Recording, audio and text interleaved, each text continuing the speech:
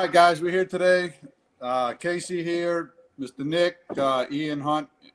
We're here to discuss different facets of our business and events that are going on around the world, dealing with the coronavirus, duty of care, and other situations that we think is very important for business leaders in today's market to at least pay attention to and start addressing internally. It's been kind of on the back burner for everybody for a long time. In the events of today's world, kind of seems like, people are starting to pay more attention to corporate security and just making people aware of what's going on inside those facilities. So, Mr. Nick, Ian, go ahead and let's start having a conversation. Well, I think Ian made a very good point as we were just coming up, and he said, look, Italy's just had an earthquake. Well, Italy's got more than an earthquake to worry about, haven't they, Ian? They absolutely have. And I think we have as well. It's how has it managed to get that bad that quickly there?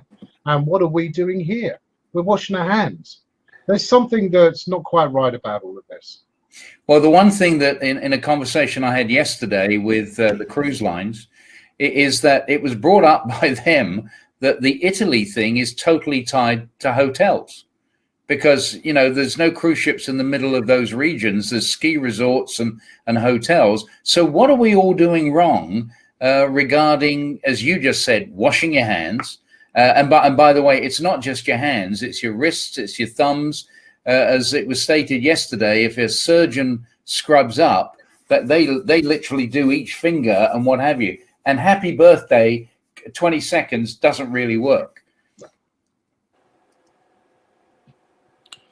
Yeah, no, I agree. And from that side, coming from, having medical professionals in my family, we understand that, hey, whether it's the coronavirus or whatever the case is, at some point you have to use some common sense for us as human beings to take some sanitary steps, whether it's washing hands constantly before you eat and before you're putting your hands in your mouth and your eyes, all that sort of stuff.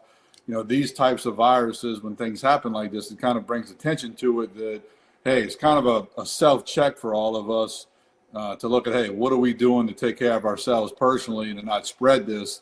It kind of shines a light right in the eye on it. I think the real interesting point at the moment is even the World Health Organization do not actually understand what this is, and they still don't even today. And we are trying to do things like measure temperature with temperature guns, and we're trying to wash our hands, and we're buying toilet roll like it's going out of fashion here in the UK, and we're stripping the shelves dry of food, of antibacterial gels, everything. And yet the people that really need that right now are the elderly people. The ones who can't get to the shops every single day or every hour of the day if they need to. They're lucky if they go to the shops once a month. And I think it's a much bigger problem than just getting a virus. It's about survival as well. And what are we here in England, we look after people when it's cold. What are we doing now to look after elderly people when they're not allowed out? You raise a very good point, because with our company, I know here we are talking about what everybody else is talking about it. Today, it was announced, actually last night, it was announced that 900,000 test kits that have gone out by our government, and no disrespect to the federal government, they're doing, this is wholly brand new, but 900 test kits that have gone out, they can't track them. They don't know anything about them. And that's what led me when I put up on one of the bases there that Platform 11, we can track anything because it's unique numbering. It's not that we're trying to be the be all and end all of everything, but we are universal. And the most important thing with any disease or any incident is the trackability, not in a siloed event, but in a real-time event. You take, Casey, if I can throw this to you a second, you're a member of your family who's in the medical profession. What do they live by? They live by charts. They live by real information, do they not? They do. And it's, the world is making the move to electronic medical records now. But again, most of this is siloed into normal business practices. Well, you have these cases where it seems like every few years, not long ago it was the H1N1 virus that was going to, spread across the world and wipe everybody out, which never happened. And so now you have this coronavirus that everyone's freaking out over. And the medical professionals are saying, hey, corona's been around forever. This is, bringing all this attention to this virus. And yes, unfortunately, some people have died from it. But, as we talk about all the time, tens of thousands of people are dying from the flu and no one really cares. No one says anything about it. So it's kind of like, okay, where are we going to send the entire, basically the world into an uproar over this virus? I mean, look at the, and I don't mean to add monetary value, but look at the stock market. Look at the things that have happened to the economy that affects people. And, many more families have been hurt by the decline in the economy and the stock market than they ever will by this virus. So I think it's about putting things in perspective. And you talk to the medical professionals and they don't seem all that concerned about this. It comes down to, okay, are you, again, sanitary conditions? Are you taking precautions? Are you doing things that you should be doing to protect yourself from any virus, not just coronavirus? It's from all my conversations, I just don't see that sense of panic and urgency coming from the medical people. It's more of a frustration to them than it is a concern.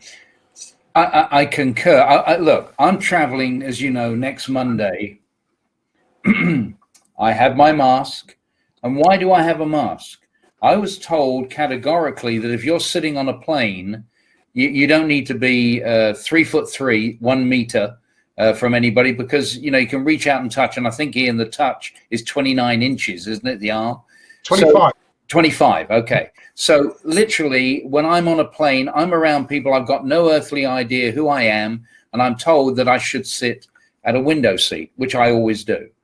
Now, they say that you don't need to wear a mask unless you are coughing and spluttering yourself, and those thin paper masks that are used within the medical industry are no good for stopping the COVID-19 whatsoever. It's only going to stop your own internal spluttering, if you like.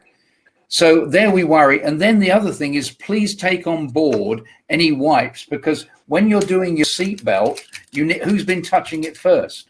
Who's been touching the tray in front of you? Because when you see planes today, they fly in, people get off, and within 20 minutes, you're reloading that plane. They haven't cleaned the plane. They've just, quote, tied it up. And so we do need to have that concern. Interesting point you make there, Nicholas, is that depending on the material of what has been touched, the virus can actually live between hours and days on that material. Metal is one of the best materials for a virus to live on. So it's really worth pointing that out. Well, let's go further to something that we mentioned earlier, if I may, the hotels. Italy. We all stay in hotels, and we've all done it globally, and we know the routine of a hotel. You check in the hotel, the bed's been made. As far as you're concerned, quote, that is a clean room. Well, is it? Who was in that room prior to you? Supposing we've got somebody that now has stayed there for 2 or 3 days, how often do they change the sheets there? And I'm told normally they don't change it. If you're there for one night, you're there one night. 2 or 3 days, they may change it once. So you've had the sheets changed. Every day they go into your bathroom. They don't touch any of your personal items. Now they go in the bathroom. They clean the sink, they clean the toilet, and then they go to the toilet paper. What do they do every time in a bathroom in a hotel? They fold it. So they're now touching toilet paper that you or other people have been touching. And are they wearing gloves? Do we know? And then I ask that question, do they wear gloves as maids cleaning the room? And 9 times out of 10, no. The only person that's going to wear gloves is the person that's going to strip the room down after you've left, when they pull all the sheeting and everything out of the room. So really, we've been doing it wrong for years. And now there is this fear factor. Everybody, not everybody, a lot of people have a fear factor built in. It doesn't matter if they trip, they're fearful, or somebody bumps into them, they're fearful. So there is a level of fear with everyone. What we have to do is, by sharing information, we have to build up a comfort zone. We've got to build a comfort zone so people know that individuals are knowing the information and knowing what's going on. And that's why we as a company, yeah, we know we can do something, and we know it can do right with emergency management, public safety, because the one thing that we need is that information vitally in front of us every time. Yeah, and I think it goes further with, when I traveled last week, going through the airports, being that, this coronavirus was kind of on, people's minds, you still watch human behavior, and it was literally disgusting to watch it. I mean, you see people with their hands rubbing all over the escalators, going up and down, touching everything in the world, and then going right into eating food and touching their mouths, doing everything. I mean, it was really horrifying to see it. So I think at the end of the day, a lot comes down to, just human behavior, and how do you prevent this? So from our side, it's okay. Can we change human behavior? Probably not. But it's how do we now track these cases where we can inform the proper authorities or people that are trying to manage this can actually have some data to actually take steps to, prevent the spread of this stuff, do different things. But, at the end of the day, I think a lot of this comes down to the human behavior, understanding that, and then from an authoritative standpoint, not overreacting, but at the same time properly educating the people of what's going on. I concur. I mean, look, you saw the videos of the dear lady that was reading that we mustn't touch our face, and to turn the page, she goes, "Yep," she turns the page. I mean, they say it's 20, 30 times a minute that you touch. As somebody said, it's an average of 63 times every 2 minutes you touch your face. And the worst point is that although when people are wearing masks, the one thing that's still open are the eyes. And that when we start doing this to our eyes, we're taking whatever we've touched and entering it into our bodies. I think a very important part is the cruise lines. Here we have that ship that's just docked. They're now taking 3 days to pull the people off the ship. I don't mean pull literally, but they're leaving the crew on board. And bear in mind that there's 1,100 crew. They now are going to clean that ship. Now, you and I know that when we clean a surface, we take a piece of a paper towel, spray something. You don't get it all. It doesn't work. If we go back to mopping the floors, are they using a double easy for me to say, a double bucket method where you got clean water and then squeezing into dirty water, but otherwise you're pushing dirt from one end to the other. We've got to clean, and we've got to know who's coming on board. And something Casey, you brought up a point about the types of passengers, and I think Ian did too, the type of an age of passengers that are going on cruise ships. They're a revolving door, aren't they? They're going from one ship to another through the spring and summer months. Well, they are. And, I think a lot of this has to, at some point you have to take the emotion out of all this, and you have to look at some of this through, a prison of common sense.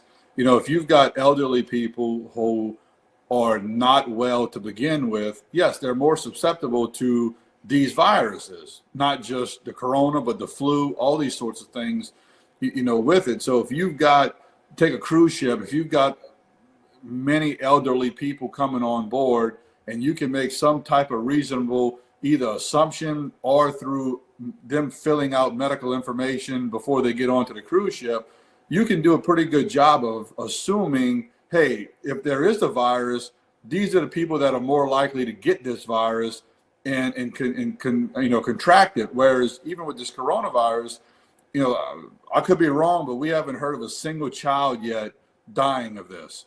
Yet the flu kills babies all the time.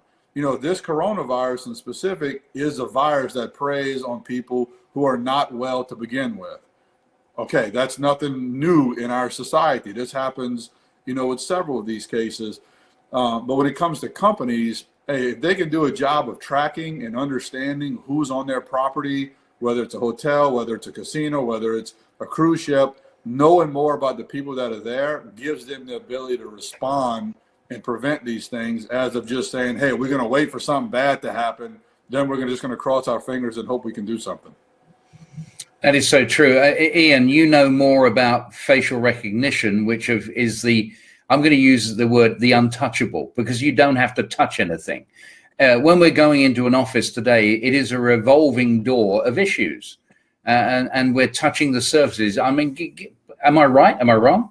No, you're absolutely right. And this is one of the main reasons why I think facial recognition has actually taken off. And unfortunately, it's been used by people in a way in which the majority of people don't like. And that's the Big Brother watch people and sort of saying the world is spying on us. Well, it's not. And facial recognition can run in many different types of applications. And one of the main areas, especially where it's doing very well at the moment, is access control, to make sure that you are the right person in the right place, and even at the right time. You can set times up, for instance. But places like hospitals, especially where the maternity units are, where it's really important to know who's in there, who's not. But also, if you combine the things like facial recognition to hospital records and or temperature records for fever screening, you really don't want someone who with a high temperature walking into an environment where there are very young people or very ill old people.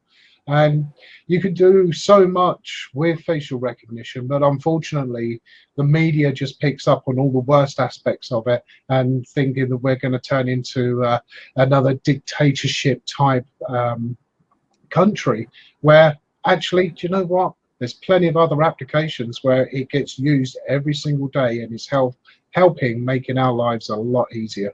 It certainly is. When we look at the hospital or the casino, the cruise ship, the office complex, the amount of touch that's going on, and bear in mind that the tip of that finger can be COVID-19, and now everybody else is going to touch that and pass it on. There's just been a note passed or came on the screen, which is a surgeon in Britain who visited Italy has been continuing to do surgery, and they now believe that he's infected hundreds of patients that he's done. So here's a doctor not realizing, wait a minute, I've just been to Italy, and maybe he was there prior to, we don't know. We don't know the whole story. But the point is, how many companies now are shutting their doors because they're ill-informed, if I can use the word ill-informed, about the virus? Look, Casey, you've got young children. You know what happens. They get a cold, they go to school, they pick up that cold, they bring it home, they infect everybody else, they get better, they go back to school. It's a revolving door. They're sick again. We know this happens. And with the flu, we got the same issue. And we've got flu A and flu B. And it's only 3 weeks ago that the local hospital stated that flu B was now starting to come into recognition. So we now need to be more careful. So what do we got to do with people? How do we make sure people understand that information, we don't just give out information for the sake of giving out information. We do it for a reason. Why do we need to improve information flow? Well, I think with coming with, you know, the medical side, it's, I don't know how we solve the let's call it the transmitting of viruses, right, amongst society. I mean, I don't see that there's a way. You know, we work with vaccines and all this sort of stuff to try to prevent this stuff, you know, from happening. But you know, we would all have to live in a bubble to try to, because you made a perfect point about kids and all of that, you know. So it doesn't matter what virus you're talking about. You know, the corona's been around forever. We know someone personally last year that had the coronavirus, was sick for a week and a half. She was a 29-year-old, you know, teacher. She was healthy. She came out of it. People thought it was some variation of the flu or something. No one made a big deal of it. I think that the way technology and we change some of this is the ability to share data on individuals. You know, so we talk about the apartment complexes that we work with, where individuals can share certain medical history with the apartment complexes management. So if someone has some type of reaction, if someone passes out, if someone's unresponsive, management can easily find out detailed medical information about that individual to pass that on to EMSs. We see it all the time where someone's unresponsive, call the paramedics to show up. They've got no idea what's wrong with this person. They're given medicine. They have no idea what they're allergic to. It's kind of like the old medical cards, right? Let me carry around a medical card in my wallet. Well, no one does that. So I think that if we can get people to start self-reporting, hey, I'm not interested in all your medical history that falls on the HIPAA rules and everything, but if I can share certain medical information where if I'm found unresponsive, me or a member of my family, medical personnel, first responders can know about that might make a difference in what decisions they make on how to respond and treat me. Yeah. To me, that's the game changer. That's the focus where we can really make a difference, in how we share data. The point I just want to take there, Casey, is what they always say about the golden hour. And in that hour is the most important time to be able to do whatever you need to do to help save that person. If we can make that golden minutes, just think about how many more people will be saved. If I can go back to when I was 10, I know it's going to sound crazy, but I was 10 years of age.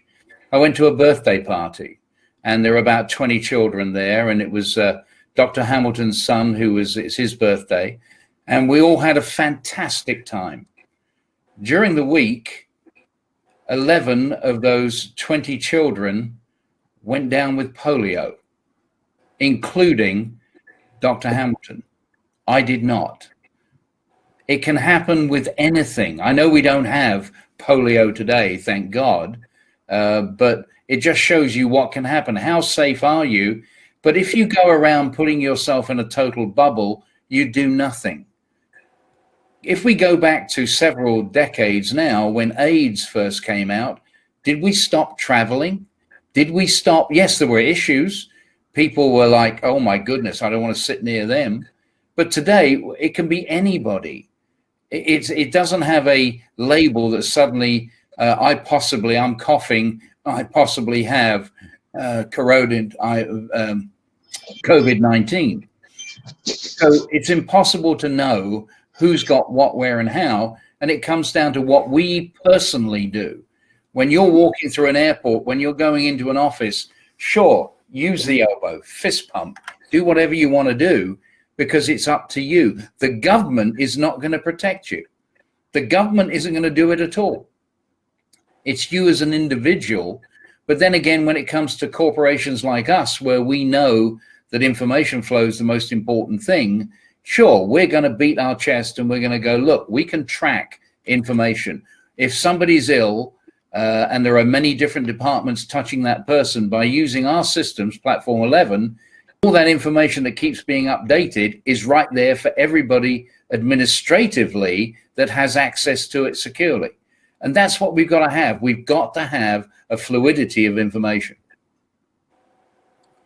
Yeah, I agree. And I think one of the big examples that we talk about that's kind of real life is, you take a kid that has a peanut allergy, right? The parent knows it, the school may know it, but if that kid's out with friends, wherever, the kid can't live, like I said, inside of a bubble.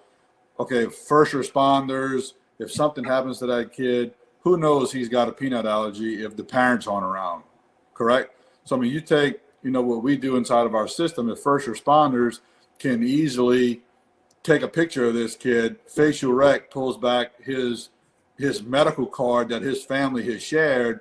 Now the responders know immediately this kid's got a peanut allergy. Let's address this, right away. So that's, how we look to want to use the technology to protect people, as opposed to what, Ian talked about, where everyone's kind of looking at this big brother, we're spying on people, tracking people, which is probably, less than 5% of how the technology used throughout the world, but yet it gets all the press. Absolutely. You mentioned schools. We mentioned the school bus system of busing kids in. They're all together.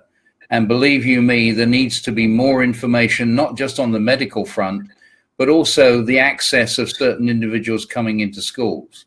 We've got to be restrictive in what we do, but we've also got to give access to information to the teachers, the parents, and certainly administration on anything that's going on, whether it be a violent situation, whether it be a medical a piece of information that's necessary.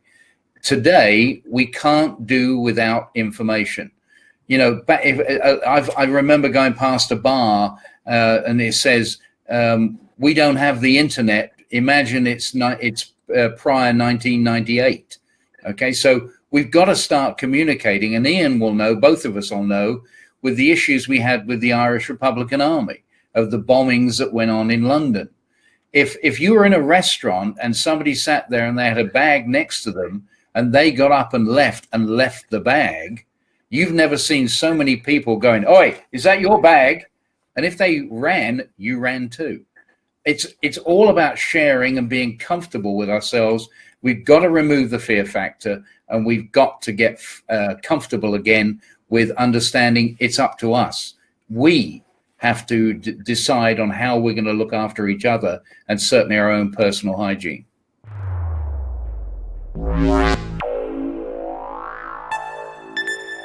The Drone.